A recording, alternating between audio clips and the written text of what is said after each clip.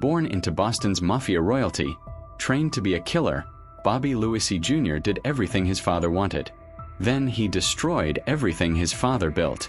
And the FBI helped him do it.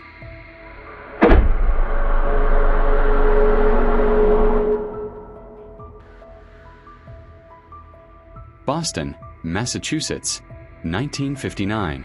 Robert Bobby Luisi Jr. was born into Mafia royalty. Not in New York or Chicago, but in Boston's North End, the historic Italian neighborhood that had been home to organized crime for generations. His father, Robert Luisi Sr., was a feared captain in the New England Patriarcha crime family, a man whose name commanded respect and whose reputation was built on violence and absolute loyalty to the organization. Bobby didn't choose the life, it chose him at birth. Growing up as the son of a mafia captain meant growing up in a world where crime was normal, where family business had two meanings, and where the men who visited your home were either mobsters or targets. Bobby's childhood wasn't typical suburban Boston. It was dinners with made men, conversations in coded language, and the constant understanding that his father's world was violent and dangerous. The North End in the 1960s and 70s was still predominantly Italian, a tight-knit community where everyone knew everyone and loyalty to the neighborhood was sacred. But beneath the surface of pasta restaurants and social clubs was a criminal infrastructure that had existed for decades. The Patriarcha family, under the leadership of Raymond Patriarcha Sr., controlled organized crime throughout New England, and Bobby's father was one of his most trusted captains. Bobby Sr. wanted his son to follow him into the organization, not because he thought it was a good life, but because in their world, family succession was expected. Mob families were literal families. Fathers trained sons, passing down criminal knowledge like tradesmen passing down skills. Bobby Sr. began teaching his son early, not with formal lessons but through observation, letting young Bobby watch and absorb how the business operated. Young Bobby learned the codes and customs. He escaped life in prison but created a life of perpetual psychological imprisonment. The son who was supposed to carry on his father's legacy instead ended it. The made man who was raised to value loyalty above all else chose survival instead. And the Boston mobster who had everything, power, respect, family, destroyed it all by becoming the thing his world despised most, a witness. Bobby Luisi Jr. proved that even the most deeply ingrained values collapse when survival demands it, and that cooperation saves your life while destroying everything that made that life worth living. Learned that certain topics weren't discussed openly, that some men were to be feared, and that loyalty was the highest virtue. He learned to recognize undercover cops, to spot surveillance, and to understand when conversations were being recorded. By the time Bobby was a teenager, he'd received an education in organized crime that would have been impossible to obtain anywhere outside a mafia family. But Bobby's childhood wasn't all crime education. He attended Catholic school, played sports, and had friends who knew nothing about his father's real business. Bobby lived a dual existence, normal kid in public, apprentice mobster at home. This duality would define his entire life, the tension between the person he might have been and the person his father's legacy demanded he become. Robert Luisi Sr. was more than just a mafia captain. He was a feared enforcer with a reputation for violence that extended throughout New England. He'd killed for the family, beaten countless people, and managed operations that generated millions in illegal revenue. Bobby Sr. was old-school mafia, loyal, disciplined, and absolutely ruthless when necessary. He was exactly what the Patriarcha family valued, a reliable soldier who could be trusted with the organization's most violent work. Bobby Jr. watched his father operate, learning not just tactics but philosophy. Bobby Sr. believed in the code absolutely. Omerta wasn't just a rule, it was a sacred obligation. You never cooperated with law enforcement, never testified against fellow mobsters, and accepted imprisonment or death rather than betraying the organization. These principles weren't suggestions. They were the foundation of Bobby Sr.'s identity. The father-son relationship was complicated by the nature of Bobby Sr.'s work. He loved his son but was also training him for a life of crime. He wanted Bobby to be strong, capable, and feared, but he also knew the costs: the violence, the prison time, the constant threat of death. Bobby Sr. was preparing his son for a future that he simultaneously wanted and feared for him. Bobby Jr.'s formal induction into criminal activity began in his late teens. Small assignments at first, collecting debts, delivering messages, watching operations. Bobby Sr. was testing his son, seeing if he had the temperament for the life. Could Bobby handle stress? Could he stay silent under pressure? Could he use violence when necessary? Each test was passed, each assignment completed successfully, and Bobby Jr. moved deeper into his father's world. By his early 20s, Bobby was working for the Patriarca family in various capacities. He wasn't made yet, that would come later, but he was a trusted associate, known as Bobby Sr.'s son, and given respect based on that lineage. But Bobby also had to prove himself independently. Being the boss's son could open doors, but it also created expectations. Bobby had to demonstrate he was more than just his father's legacy. He was capable and dangerous in his own right. The relationship between father and son was built on unspoken understanding. They didn't discuss emotions or fears. Those were weaknesses. They discussed operations, strategies, and business. Love was expressed through teaching, protection, and inclusion in the family business. It was a masculine, stoic relationship that prepared Bobby for the Mafia but not for normal human connection. The emotional distance that made Bobby an effective criminal would eventually contribute to his psychological breakdown. In 1985, Bobby Luisi Jr. was formally inducted into the Patriarca crime family. The ceremony was traditional, performed in secret with family members present, blood drawn from his finger, a saint card burned in his hands, the oath of omerta spoken. From that moment, Bobby was a made man, a full member of the organization with all the rights, protections, and obligations that status conferred. Being made was simultaneously honor and trap. It meant Bobby had proven himself worthy, that the family trusted him completely. But it also meant he was bound for life, that leaving the organization wasn't an option, and that the obligations of membership were absolute. Bobby had achieved what his father wanted, but he'd also committed himself to a path that would likely end in prison or death. His role in the organization was initially enforcement and collections. Bobby would collect debts, enforce discipline, and handle the physical side of operations. He was good at it. His father's training combined with his own natural capabilities made Bobby an effective enforcer. People feared him, which made collections easier and discipline more credible. Bobby's reputation grew, and he became known as someone you didn't cross without severe consequences. But Bobby's criminal activities went beyond simple enforcement. He participated in various rackets, illegal gambling, loan sharking, extortion. The Patriarca family controlled these operations throughout New England, and Bobby managed portions of them, reporting to his father and generating income that flowed up the organizational hierarchy. It was the traditional Mafia business model, and Bobby implemented it effectively. His personal life was also developing. Bobby got married, started a family, and tried to maintain some separation between his criminal activities and his home life. But that separation was always incomplete. His wife knew generally what he did, though perhaps not all the details. His children would grow up as he had, aware that their father's business was different and dangerous, living in that same duality between normal life and organized crime. Bobby's relationship with his father remained close during these years. They worked together, planned operations together, and Bobby continued learning from his father's experience. But there was also increasing pressure. Bobby Sr. was aging, facing health problems and legal troubles. The question of succession was becoming relevant. Would Bobby eventually take over his father's operations? Could he command the same respect his father had? These questions created both opportunity and anxiety for Bobby. Bobby Luisi Jr.'s criminal career in the 1980s and 90s involved the traditional Mafia rackets that had sustained organized crime for decades. Illegal gambling was a primary revenue source.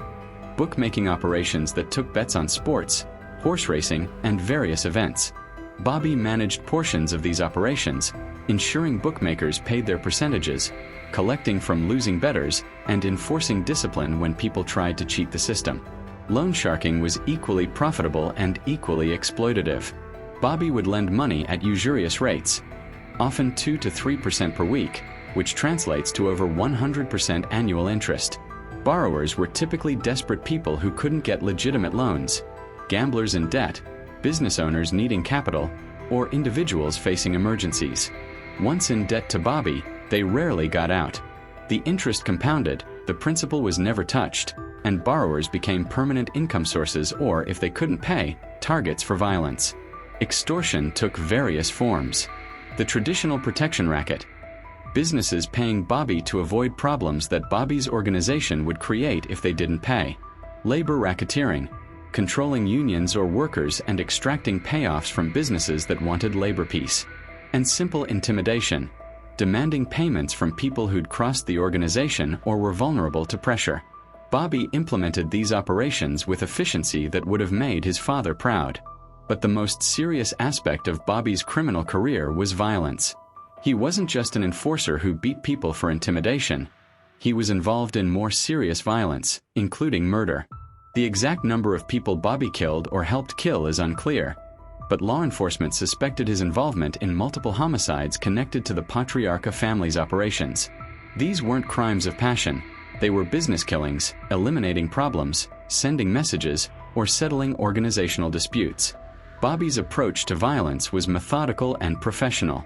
He'd been trained by his father to see violence as a tool, not an emotion. When someone needed to be hurt or killed, Bobby approached it like any other assignment. Plan the operation, execute efficiently, dispose of evidence, and move on. The psychological detachment required to kill repeatedly without apparent remorse was something Bobby had developed through years of criminal activity and his father's training. The income from these operations was substantial. Bobby was making hundreds of thousands annually, living well, and accumulating wealth that appeared legitimate through various fronts and businesses. But the money came with costs, constant law enforcement scrutiny, threats from rival criminals, and the perpetual risk that associates would cooperate with authorities. Bobby was successful but never safe, prosperous but always vulnerable. By the late 1990s, Bobby Luisi Jr. had become a significant target for federal law enforcement. The FBI's Boston office had been investigating the Patriarca family for years, building cases against various members and associates. Bobby's activities, his enforcement work, his involvement in rackets, and his suspected participation in violence made him a priority target. The FBI's approach to dismantling organized crime had evolved significantly. They weren't just investigating individual crimes anymore. They were using RICO statutes to target entire organizations, building cases that could prosecute multiple members simultaneously and destroy family structures. Bobby's position in the Patriarca family, combined with his criminal activities, made him valuable to prosecutors seeking to build comprehensive cases. Electronic surveillance played a major role. The FBI was using wiretaps, bugs, and informants to gather intelligence on Patriarca family operations. They were recording conversations, documenting meetings, and building detailed pictures of how the organization functioned. Bobby appeared frequently in these investigations. His conversations were recorded, his meetings documented, and his activities tracked by surveillance teams. But the FBI also had another tool: cooperating witnesses. The code of omerta that had once been sacrosanct was breaking down. Mobsters facing life sentences were choosing cooperation over loyalty, testifying against former associates to reduce their own prison time. Some of these cooperators had worked with Bobby, knew about his criminal activities, and could provide testimony that would be devastating in court. Bobby knew he was being investigated. Law enforcement made their surveillance obvious sometimes, letting targets know they were being watched to create pressure and paranoia. Bobby saw agents following him, knew his phones might be tapped, and understood that the FBI was building a case. But he couldn't stop his criminal activities without appearing weak or losing income. The trap was closing, and Bobby had limited options for escape. His father's situation was also deteriorating. Bobby Sr. was facing his own legal problems, and the stress was affecting his health. The Patriarca family organization that Bobby Sr. had served for decades was under assault from multiple prosecutions. The world they'd known, where made men died free or did brief prison sentences, was ending. RICO prosecutions meant decades in prison, and cooperating witnesses meant convictions that would have been impossible to obtain previously. In 2001, Bobby Luisi Jr.'s world began collapsing. He was arrested on federal racketeering charges, facing indictments that alleged decades of criminal activity: extortion, loan sharking, illegal gambling, and conspiracy. The evidence against him was substantial: wiretap recordings, cooperating witness testimony, and financial records documenting illegal operations. Bobby was looking at potential life in prison if convicted on all charges. The arrest was traumatic not just legally but psychologically. Bobby had spent his entire adult life in the Mafia, building his identity around being a made man, living according to the code his father had taught him. Suddenly, that entire identity was under assault. Everything he'd worked for, his status, his reputation, his relationship with his father, was threatened. And Bobby wasn't prepared psychologically to handle that threat. The initial response was traditional: hire lawyers, prepare defenses, and maintain omerta. Bobby refused to cooperate, standing on the code that had been drilled into him since childhood. But as the case progressed, Bobby started seeing the reality. The evidence was overwhelming. Cooperating witnesses were providing detailed testimony, and the potential sentence was life in federal prison. Bobby would die incarcerated, never seeing freedom again. His father's situation added pressure. Bobby Sr. was also facing charges. His health was failing, and the family business that had sustained them for decades was being systematically destroyed by prosecutions. Bobby watched his father, the man who'd taught him everything, who'd been his role model and mentor, facing the end of his career and possibly his life in prison. It was psychologically devastating. Bobby also started experiencing something he'd suppressed his entire life: conscience. For years, he'd compartmentalized his violence and criminality, not thinking about victims or consequences. But facing life in prison, Bobby started confronting what he'd done: the people he'd hurt, the lives he'd destroyed, the violence he'd committed.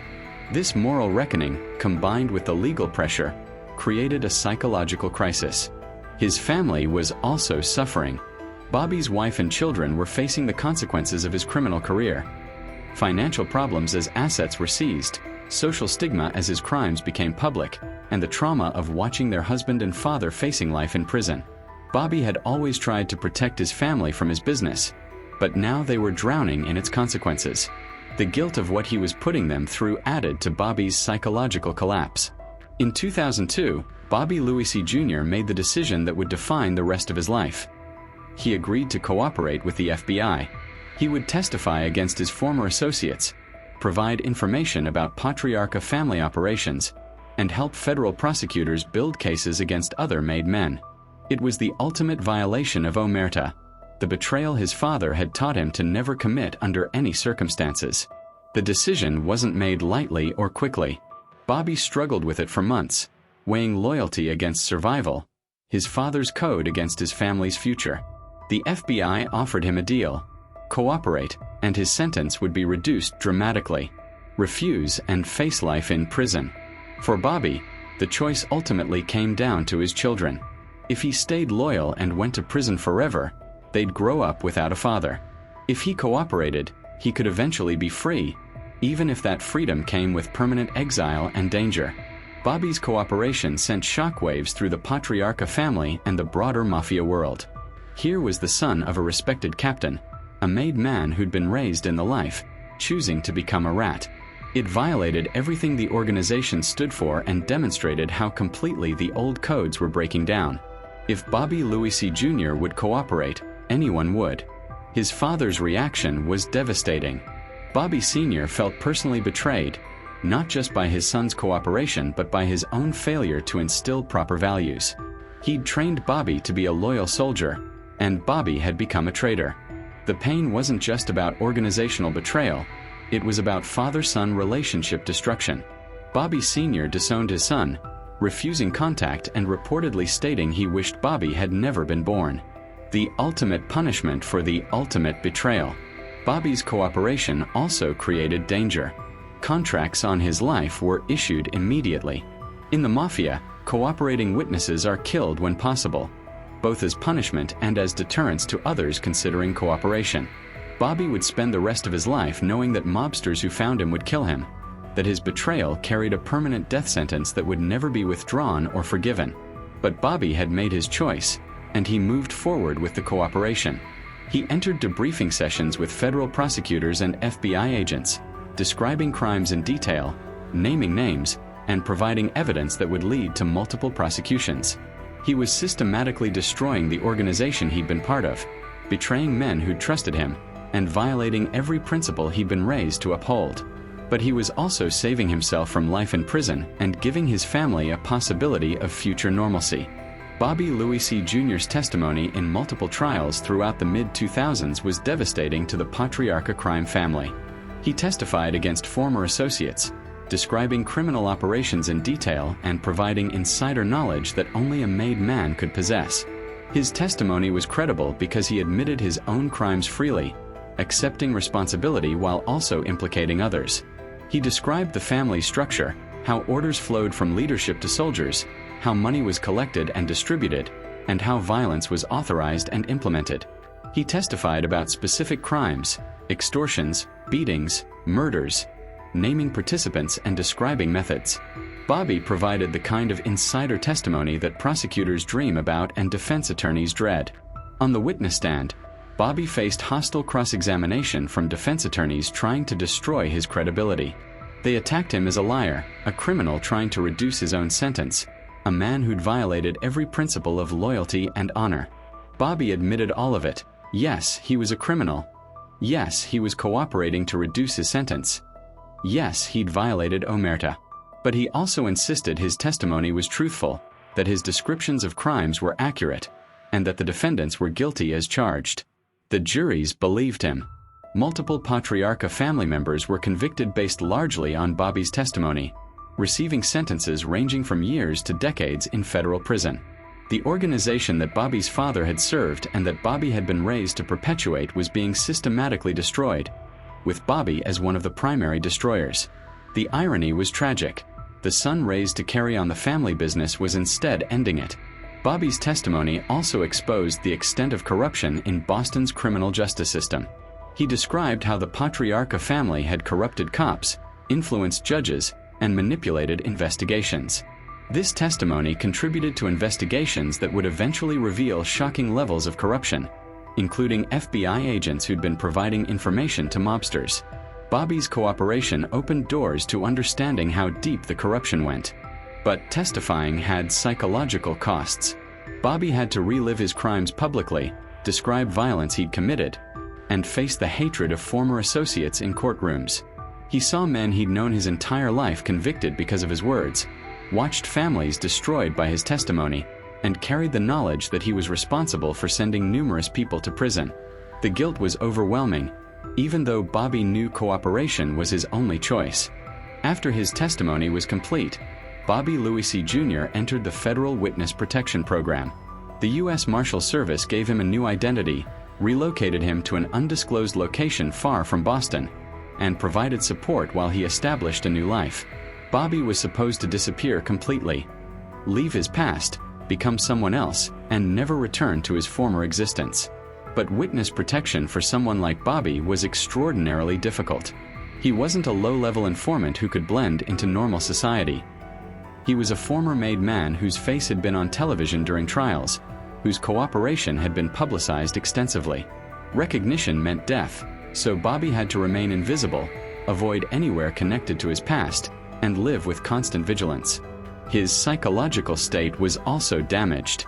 Bobby struggled with PTSD from his violent past, guilt over his crimes, shame about his cooperation, and the trauma of losing his entire identity. He'd gone from being Bobby Luisi Jr., made man, feared enforcer, respected in his community, to being nobody, living under a false name with a fabricated history. The psychological dislocation was profound. Relationships were nearly impossible. How could Bobby form genuine connections when his entire identity was a lie? He couldn't discuss his past, couldn't explain his background, couldn't be honest about who he really was. Dating, friendship, community involvement, all required deception. Bobby was functionally alone, cut off from everyone he'd known and unable to form authentic relationships with anyone new. Financial support from the Witness Protection Program was minimal, barely enough to survive. Bobby had gone from making hundreds of thousands annually to living on government assistance.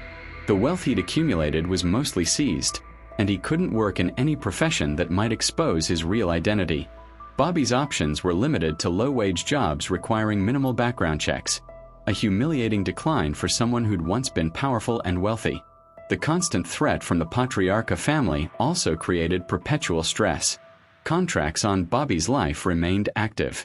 While the organization was weakened by prosecutions, it still existed, and killing Bobby would be both revenge and deterrent to other potential cooperators.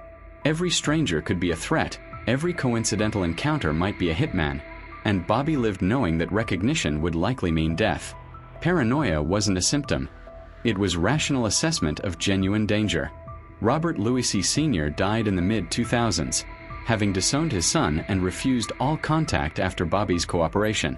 The father who'd trained Bobby, taught him the code, and raised him to be a made man had spent his final years hating what Bobby had become.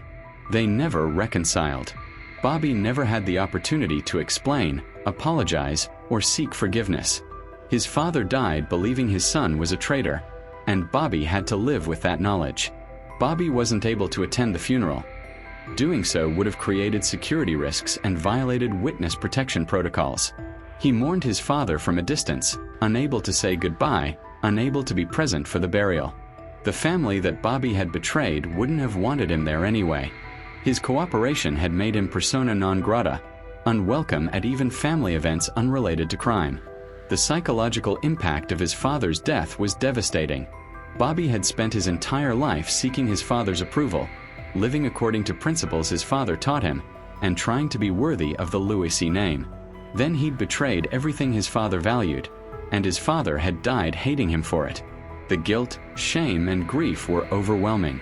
Bobby also had to confront the possibility that his father had been right, that cooperation was the ultimate betrayal, that loyalty should have been maintained regardless of consequences, and that Bobby should have gone to prison for life rather than becoming a rat.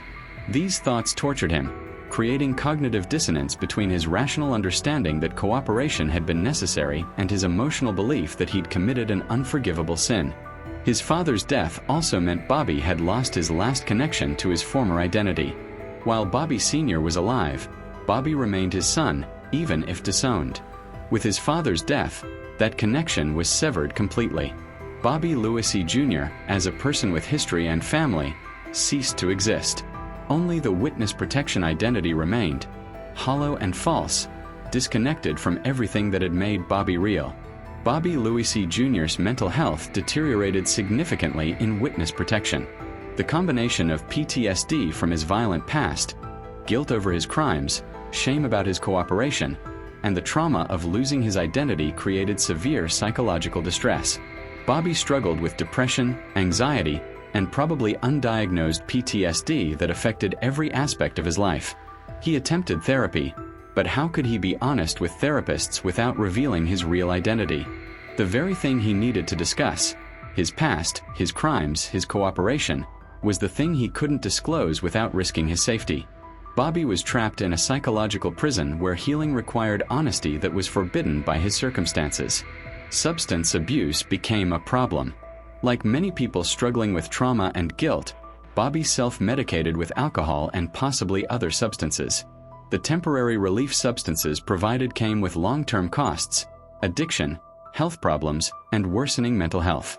Bobby was destroying himself slowly, trading immediate relief from psychological pain for long-term deterioration.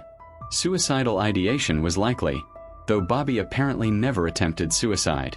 But the thoughts were probably there, considering whether life in witness protection, carrying guilt and fear, living as nobody, was worth continuing.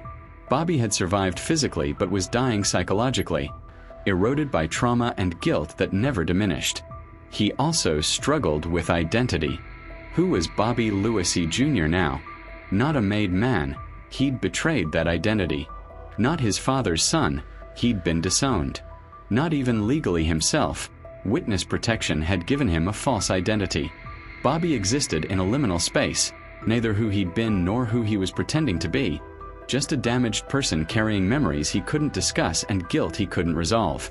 The isolation was crushing. Bobby couldn't form genuine relationships, couldn't share his real history, couldn't connect authentically with anyone. Humans are social creatures, and Bobby was functionally alone despite being physically around people. The loneliness was psychological torture, day after day, year after year, with no prospect of ever truly connecting with another person again. In the 2010s, Bobby Luisi Jr. did something unusual for a witness protection participant. He started speaking publicly about his experiences. He gave interviews to journalists, participated in documentaries about the Mafia, and even wrote about his life and cooperation. This public emergence was controversial and risky, but Bobby apparently felt compelled to tell his story. His motivations were complex.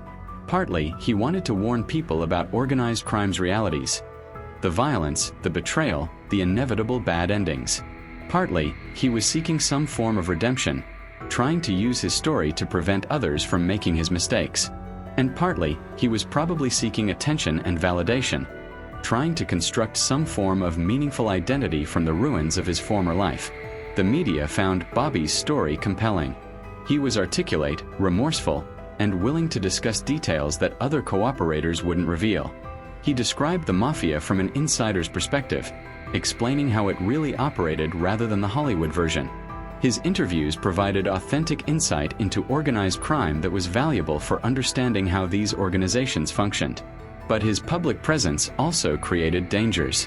Every interview, every documentary appearance, every article about him potentially exposed his location or new identity to people searching for him. The Patriarca family and other criminals watched these media appearances, looking for clues about where Bobby was hiding. His decision to speak publicly was brave but potentially suicidal. Bobby's message in these interviews was consistent. The Mafia life isn't what it appears. Loyalty is a one-way street, and everyone eventually betrays everyone else. He described how the Code of Omerta was mythology, how made men regularly violated it when convenient, and how the organization he'd been raised to revere was actually a collection of criminals who'd murder each other over money. Bobby was demystifying the Mafia, showing its ugly reality. He also discussed his cooperation candidly. Bobby admitted he'd become a rat, acknowledged he'd violated Omerta, and accepted that many people, both criminals and civilians, viewed him as a coward and traitor. But he also explained his reasoning. Facing life in prison, wanting to be present for his children, and eventually recognizing that loyalty to an organization that would murder him without hesitation made no sense. Bobby wasn't asking for forgiveness. He was explaining his choices. The Patriarca crime family that Bobby Luisi Jr. had been born into and that his father had served loyally was effectively destroyed by the early 2000s. Bobby's testimony was one of multiple cooperating witnesses who provided evidence leading to numerous convictions.